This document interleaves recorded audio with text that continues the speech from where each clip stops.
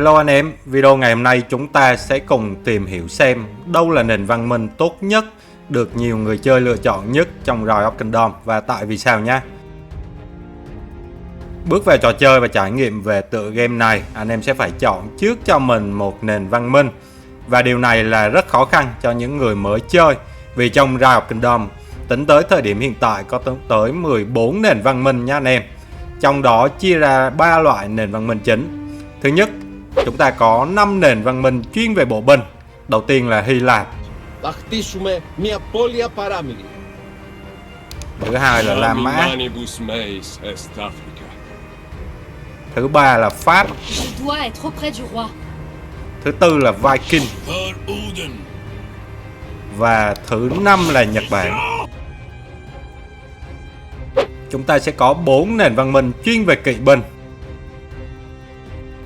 Đầu tiên là Đức. Thứ hai là Tây Ban Nha. Thứ ba Ả Rập. Và cuối cùng là Byzantium.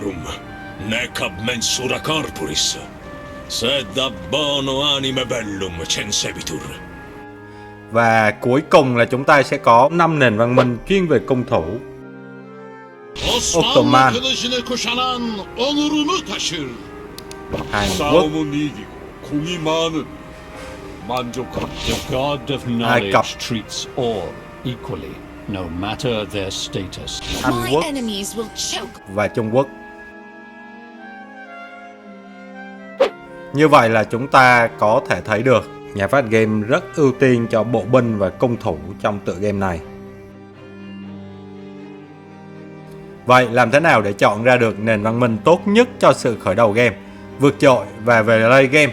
Bạn sở hữu một nền văn minh phát huy được hết sức mạnh vốn có của nó. Mình sẽ đi vào yếu tố phát triển đầu game trước.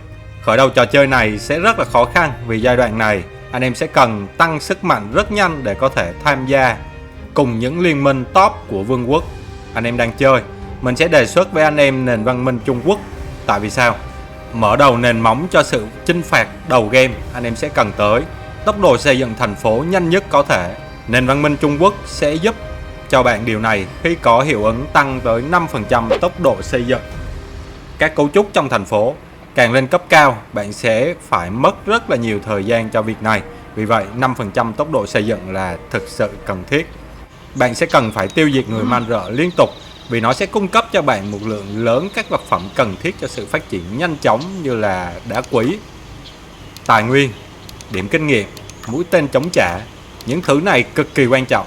Vậy làm thế nào để có thể giết được nhiều người man rợ nhất có thể? Bạn cần điểm hành động.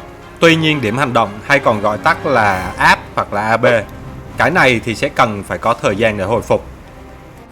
Nền văn minh Trung Quốc sẽ giúp bạn có được tốc độ hồi phục điểm hành động khá là nhanh, đó là 5%. Tiếp đến trong quá trình chinh phạt của mình, đâu đó bạn sẽ gặp một số kẻ thù tấn công bạn và thành phố của bạn. Nền văn minh Trung Quốc cũng sẽ cung cấp cho bạn một chỉ huy rất mạnh ở giai đoạn đầu game, đó chính là Tôn Tử. Tại sao chỉ này rất mạnh ở giai đoạn đầu trò chơi? Tôn Tử sở hữu một bộ kỹ năng là bộ binh, đồn trú và gây sát thương cực kỳ lớn ở đầu game. Một chỉ huy vừa có khả năng chiến đấu tốt,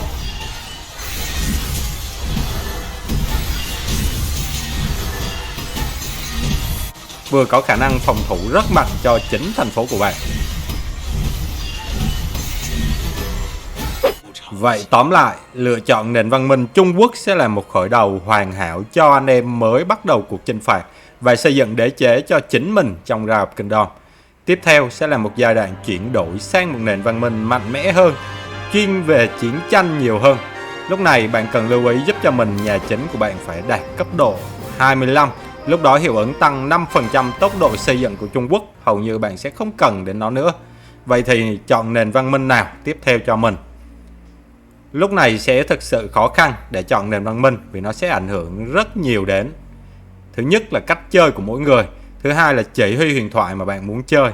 Thứ ba là sở thích của bạn về các loại đơn vị đặc chủng riêng, về bộ binh, kỵ binh hay là cung thủ. Đặc điểm của trò chơi này là đánh nhau giữa các vương quốc, mà cụ thể hơn là bạn sẽ gửi quân lính của bạn để chiến đấu với những người chơi khác. Vì thế, Mình sẽ đưa ra một số đề xuất để các bạn dễ tham khảo và lựa chọn. Nếu bạn là một người chơi thích bộ binh, nền văn minh Pháp sẽ là một lựa chọn số 1 trong tựa game này với đặc trưng nổi bật và duy nhất, đó chính là 20% tốc độ chữa lành bệnh viện. Điều này đồng nghĩa với việc bạn sẽ tiết kiệm được một lượng lớn tăng tốc khi chữa thương quân lính trong khi chiến đấu với những người chơi khác. Nền văn minh tiếp theo là kỵ binh. Nền văn minh Đức sẽ là lựa chọn rất là hợp lý khi cung cấp cho bạn những chỉ số rất tốt trong cả những ngày bình thường và khi chiến tranh, đó chính là 5% tốc độ huấn luyện quân đội, giúp bạn huấn luyện lính nhanh hơn, 10% tốc độ khôi phục điểm hành động. Cái này sẽ giúp cho bạn có thêm những phần thưởng khi đánh bại những người man rợ hoặc pháo đài man rợ. Và quan trọng nhất, kỵ binh Đức, hiệp sĩ tiêu tân, có những chỉ số tăng cơ bản khá là tốt so với những kỵ binh còn lại ở trong tựa game Rise of Kingdoms này. Và nền văn minh cuối cùng là cung thủ. Các bạn có thể lựa chọn Ottoman. Đây cũng là một nền văn minh rất hợp với meta hiện tại với những chỉ số tăng rất mạnh khi chiến đấu, tăng 5% máu cung thủ, tăng 5% tốc độ hành quân và 5% thiệt hại kỹ năng. Mình sẽ nhấn mạnh đây là nền văn minh cực kỳ mạnh ở meta hiện tại. Tất nhiên đây chỉ là những thông tin cơ bản để các bạn có cơ sở, dữ liệu, thông tin lựa chọn. Về sau khi đã nắm bắt được trò chơi này tốt hơn, có thể có những nền văn minh khác sẽ phù hợp cho nhiều lối chơi khác nhau.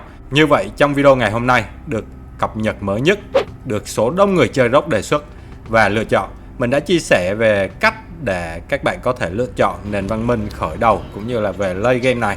Hy vọng sẽ có hữu ích cho các bạn trong con đường chinh phục trong tựa game Rise of Kingdoms. Mình sẽ kết thúc video ở đây. Nếu bạn thấy hay, hãy ủng hộ cho mình một like và đăng ký nhé. Hẹn gặp lại anh em ở những video tiếp theo.